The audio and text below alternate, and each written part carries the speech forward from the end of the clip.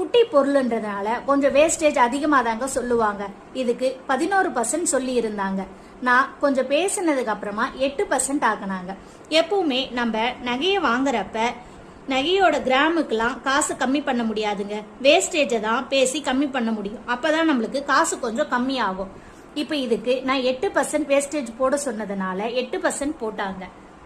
இப்ப பாத்தீங்களா, 8% போடுறப்ப 615 ரூபாய் ஆகுது. இப்போ 615 ரூபாய் கூட இந்த 7695 ரூபாவை கூட்டிக்கணும்.